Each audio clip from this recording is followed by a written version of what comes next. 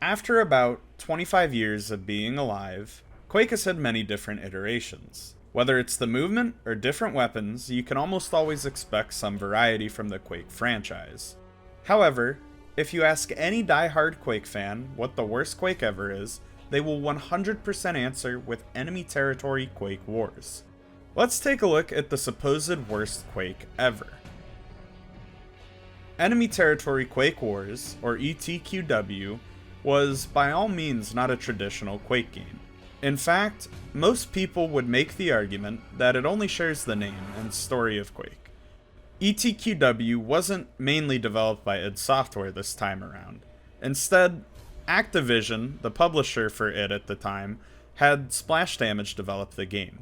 Splash Damage wasn't new to Quake though. The founders of the company had a heavy background in modding Quake. This led to them eventually working alongside id Software to create maps for Return to Castle Wolfenstein. Their maps were widely successful on the game, and this sparked a friendly partnership with id Software's publisher, Activision. Because of this partnership, Activision had Splash Damage create a multiplayer game to expand upon Return to Castle Wolfenstein. However, due to some issues, Activision and Splash Damage decided to release the game as freeware. The game would eventually be called Wolfenstein Enemy Territory. Wolfenstein Enemy Territory released and people loved it. To keep things brief, it's an attack and defense style game that takes place during World War II. You start on either Allies or Axis and work as a team to complete objectives to win the game. Wolfenstein Enemy Territory laid the groundwork for Enemy Territory Quake Wars. After the release of their Wolfenstein multiplayer game, Splash Damage got right back to work with id Software, making the multiplayer side of things for Doom 3. While developing Doom 3's multiplayer, they were also contracted to make Enemy Territory's Quake Wars, the 5th Quake game in the franchise. The game was a massive hit. However, there was a crowd displeased with the game. Yes, I'm talking about the core audience, Quake vets. While the game was widely successful to the masses, Quake fans were enraged. This wasn't the fast-paced shooter they played. Where was the mega health and red armor? They even gutted the movement. Quake vets quickly labeled it as the worst Quake ever.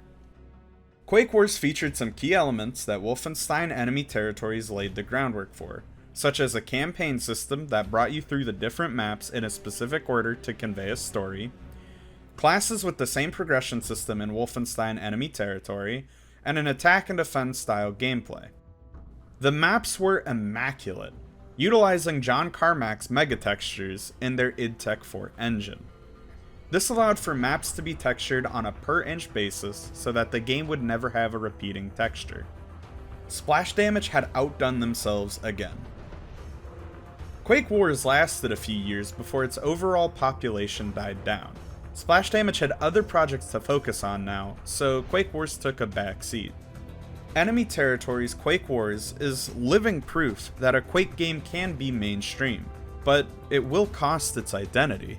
Splash Damage would then go on to develop Brink, an ambitious game from the studio that released to less than favorable reviews. They would then come back strong with Dirty Bomb, multiple Gears of War titles, and their most recent success, Halo, the Master Chief Collection, releasing on Steam. Quake Wars was hated by the franchise's core audience. But does that really make it a bad game? Not at all. Quake Wars will always be remembered as the most successful Quake game of the 2000s, maybe even of all time. Personally, I will always cherish the memories I have watching and playing with my dad. Enemy Territory's Quake Wars.